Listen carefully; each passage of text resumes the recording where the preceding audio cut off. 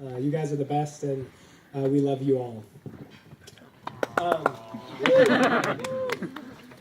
So I hope you are enjoying the Auntie Helen's awesome Scottish tablet on your table.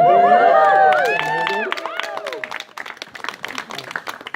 And also those red, white, and blue M&Ms. I hope you're enjoying those too, because I fought really hard to get them as a 4th of July decoration at this wedding.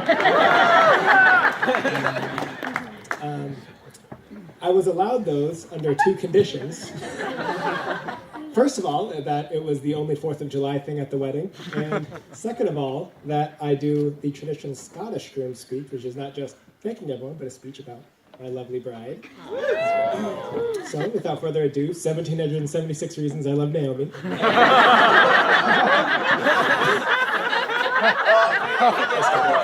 Sorry, I'm a history teacher.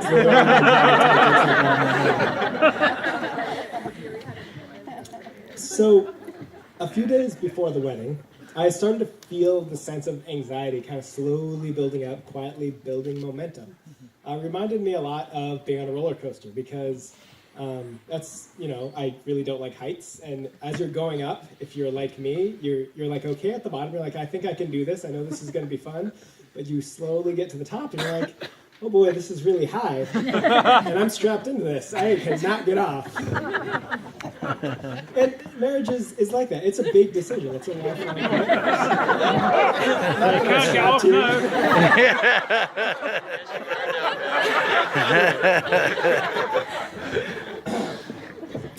And, yeah.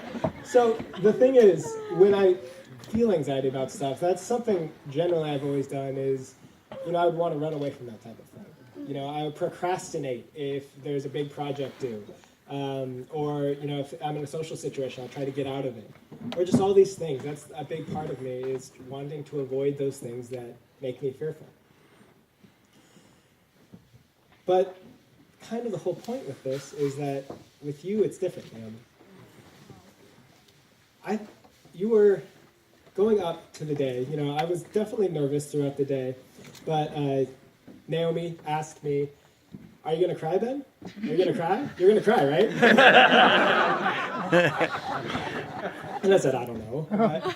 And I was wondering if I was going to cry, but then, and I was really nervous, but when I saw Naomi, I realized I am definitely not going to cry. And that's because I realized there was nothing I had to be scared of. It was the most sure thing I've had in my life, that this is what I wanted to do. That I wasn't scared of it at all, that it was just Naomi, and that's what I wanted for my life. And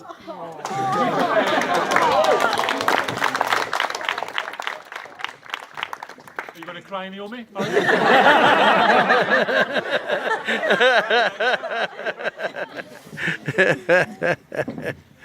And that's the thing about Naomi, is I just don't care with her. Like, I don't care if I look strong or weak or manly or not, or if I'm awesome or I mess up. I know that she loves me for me, and she loves all of me and nothing but me, and that's any me I can be, and so I don't have to worry.